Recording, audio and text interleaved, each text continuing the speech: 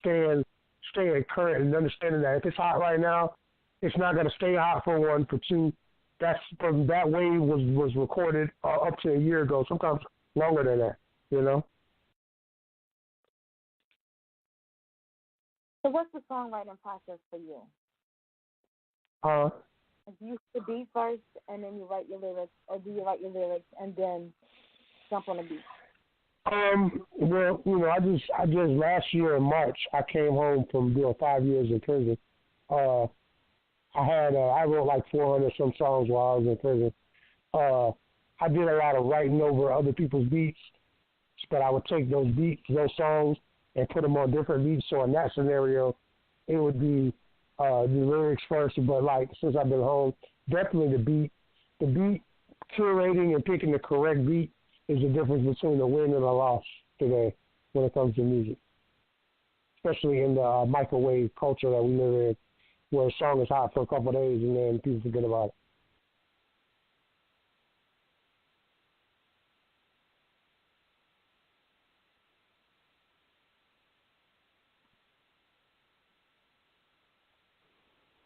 Hello?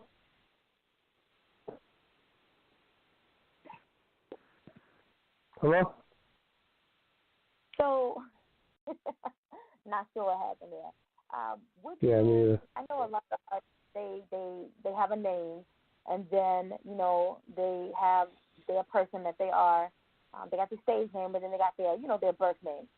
Within that stage name, though, some people might, you know, one day I'm a little harder than I am, you know, tomorrow or yesterday. Or do you find yourself in a super or alter ego type mode at any time? Only time I really feel that way is when I go into the booth. I will say that there's definitely something, a higher power that's within me that definitely comes out when I'm in that booth. You know, because I can rehearse a song however many times, and when I get in that booth, I might change the whole delivery on it based upon that persona at that particular moment.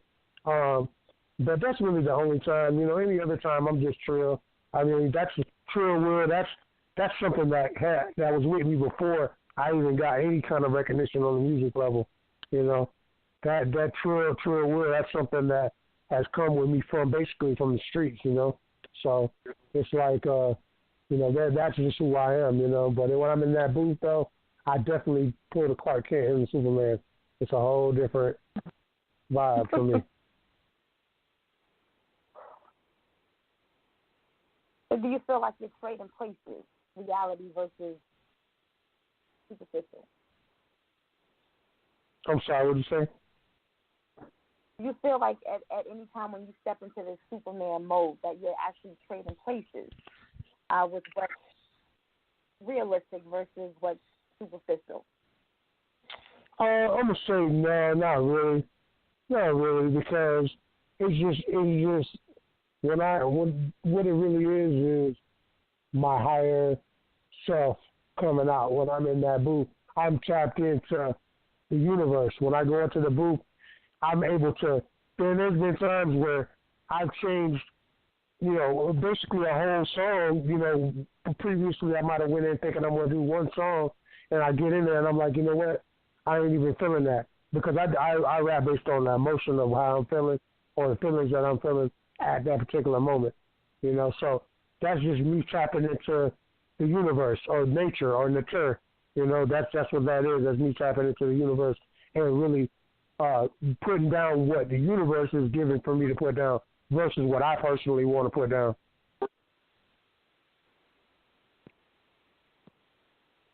Gotcha. So talk about your track, Trading Places. Trading Places, that song was inspired by when I came home from prison, because I did 5 years in prison. I was doing some touring with Webby and everything in 2010 and 11 and on into 2012. And, you know, when I left, people forget about you, out of sight, out of mind. So when I came home, people kind of like kind of disregarded me because I didn't have no money. I didn't have nothing. I had $700 in my name when I came home. So the same people that disregarded me, once I got back established, they was trying to, come back on board. I'm like, nah, I'm good because you ain't rocking with me when I ain't have it together. So at the end of the day, and then that also plays into, being around people who they're frenemies. They're your friend when it's convenient, but as soon as it's not convenient, they're your enemy. They might be your friend to your face, but behind your back, they're plotting on you. I've had a lot of those experiences. I've never seen a camp, a clique, or organization, or country for that matter, taken down from the outside. There's always been inside turmoil that causes it. So Trading Places is just addressing that head on. I'm addressing that subject matter of what it's like to be the person that people want to trade places on, or they might be plotting on you, thinking that you don't understand the art of war. So shoot, so. Well, I want to jump into that track right now. It's Trading Places. So, Black Executive Triad. You hear me? Yes, sir. Truly young. BMF. Full Circle Music Group. Savage Life. I can feel it. Know they wanna trade places. I can feel it. Know they wanna trade places. I can feel it. Know they wanna trade places. Don't need investigation. Couple million. I can feel it. Know they wanna trade places. I can feel it. Know they wanna trade places. I can feel it. Need no investigation. Couple million. Off this entertainment. Every time you hear my name, I know that you're feeling the stress. Always gotta worry who coming in next. Start a war with no strategy. Think it's all about you.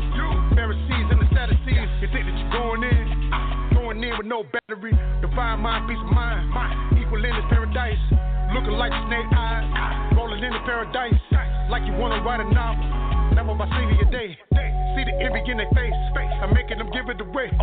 Ever since 07. Trill been feeling that way. Clue. Can't catch a bouquet wedding day.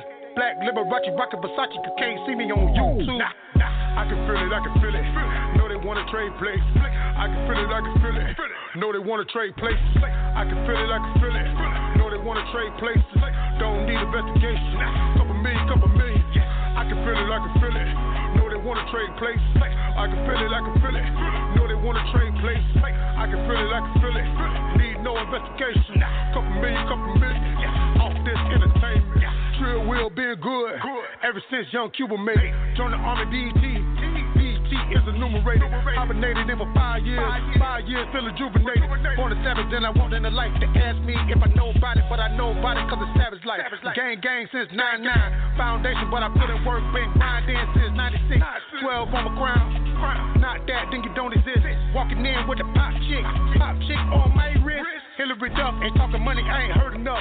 XM, go subscribe to my old hoes. Father's closet, you can grab in. Grab all my old clothes. Bad pips, you can snatch up all my old flows. With a kiss, she can end up in my photos. Any minute, bitches end up on Instagram. Not born with it, gotta get it, man. Blue, can't catch a bouquet wedding day. Black Liberace rockin' Versace, cause can't see me on YouTube. I can feel it. Know they wanna trade places. I can feel it. Know they wanna trade places. I can feel it. Know they wanna trade places. Don't need investigation. Couple million. I can feel it. Know they wanna trade places. I can feel it. Know they wanna trade places. I can feel it. Need no investigation. Couple million. Off this entertainment.